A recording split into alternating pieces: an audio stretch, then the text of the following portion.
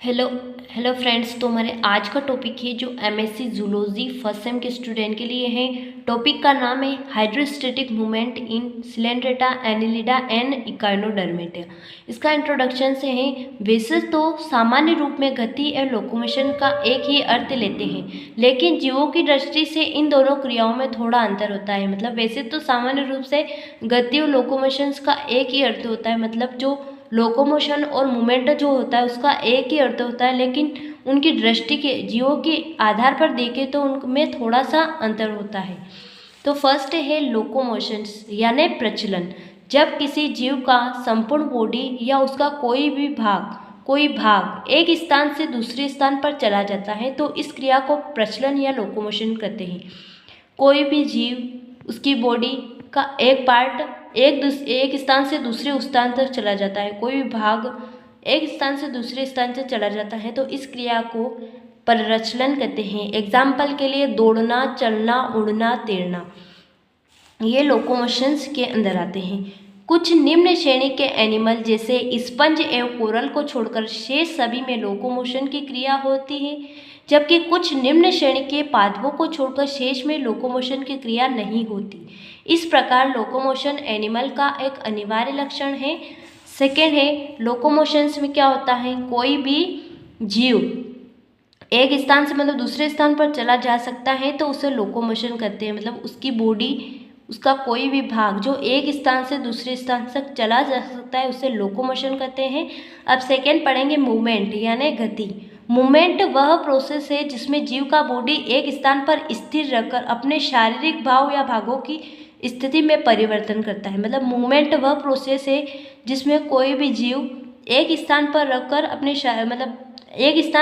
अपने कोई भी बॉडी के पार्ट को हिला सकता है। एग्जाम्पल के लिए जैसे पलकों का हिलना भी एक मूवमेंट है, जिसमें न तो बॉडी हिलती है कुछ नहीं और पलक जो झपकती है।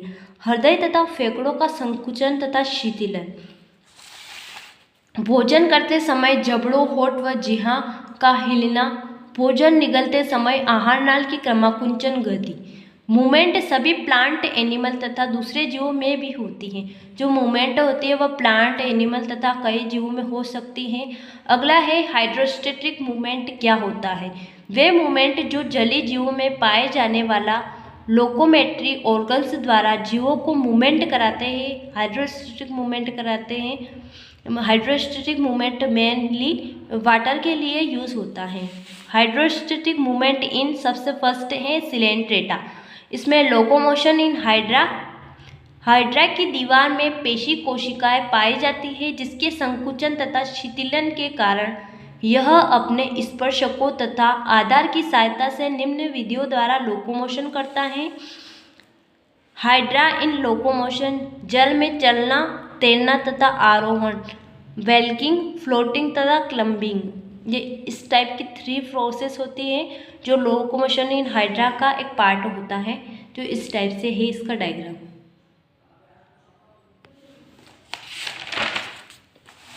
इसमें फर्स्ट है ग्लीडिंग यानी फिसलना। हाइड्रा के आधारी बिंब की सेल्स पादाप बनाकर अमीबोइड मूवमेंट द्वारा आगे की ओर गति करती हैं, जिससे हाइड्रा का शरीर आगे की तरफ फिसलता है, जिससे हाइड्रा का शरीर जो है आगे की तरफ फिसलता है।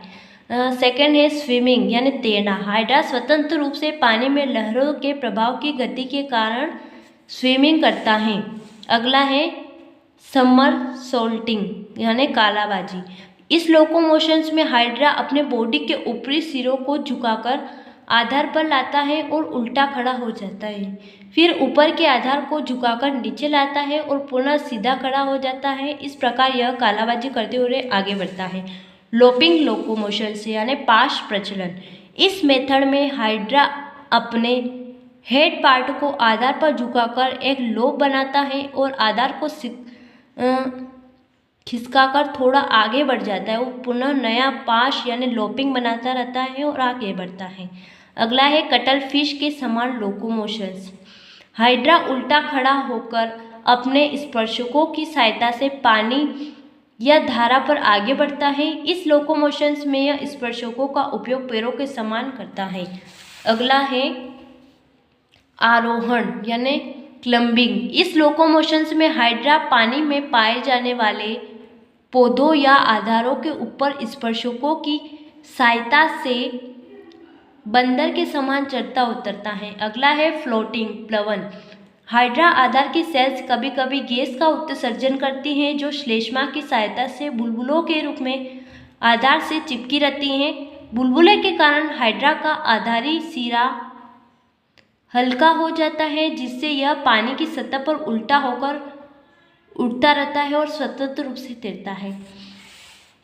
अब हाइड्रोस्टैटिक मूवमेंट जो हमने सिलेंड्रेटा का पढ़ लिया उसमें बहुत सारी प्रोसेस पढ़ी है, अपने स्विमिंग, लॉपिंग, बहुत सारे प्रोसेस का पढ़ी है। अब अगला है हाइड्रोस्टैटिक मूवमेंट इन एनिलिडा, जो इसमें लोकोमोशन इन अर्थवॉर्म। सिलेंड्रेटा में अपन ने हाइड्रा का पढ़ा था, अब एनिलिडा में अपन अर्थवॉर्म का यानी केचुआ का लोकोमोशन पढ़ेंगे। अधिकांश एनिलिड्स केचुए के समान लोकोमोशन करते हैं।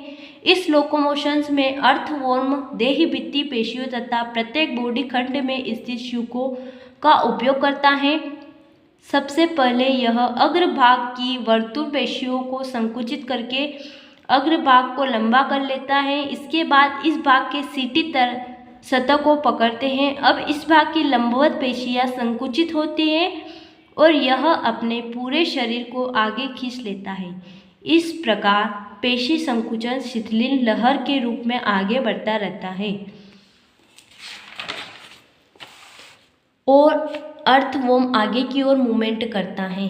हाइड्रोस्टैटिक मूवमेंट इन इकाइनोडर्म, केचुओं में लोकोमोशन जो होता है वह इस टाइप से होता है। इसके फर्स्ट में शको यानी स्टे आता है, फिर बी में इस टाइप से हो जाता है। इस टाइप से इसकी पूरी केचुओं में लोकोमोशन की पूरी प्रोसेस चलती है।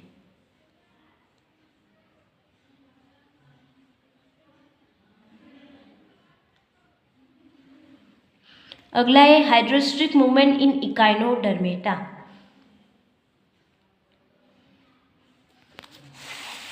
इकाइनोडर्मेटा फाइलम इकाइनोडर्मेटा के जीवों में लोकोमोशन जो होता है सामान्यतः नलिकाकार चूषक युक्त ट्यूफिट के थ्रू होता है।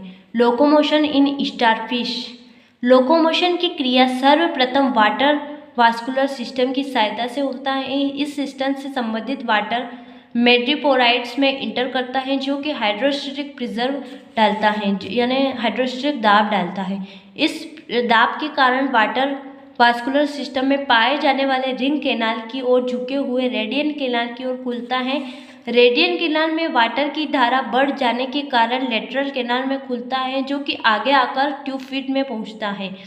लेटरल कैनाल में एम्पुला में पहुंचता है। वाटर का प्रेशर दाब बढ़ जाने के कारण एम्प्लूड बढ़ जाता है। एम्प्लूड के बढ़ने पर पोडियम बनता है। पोडियम से यह शुकर में जाता है। शुकर में म्यूकस प्राप्ति होता है जो चिपकने में मदद करता है। अब यह चिपका भाग बढ़ता है और फिर से यह दूसरे में चला जाता है। इस प्रकार स्टारफिश का मूवमेंट करती है। अगर फ्रेंड्स आपको वीडियो पसंद आया तो इसे लाइक करें एंड सब्सक्राइब करें।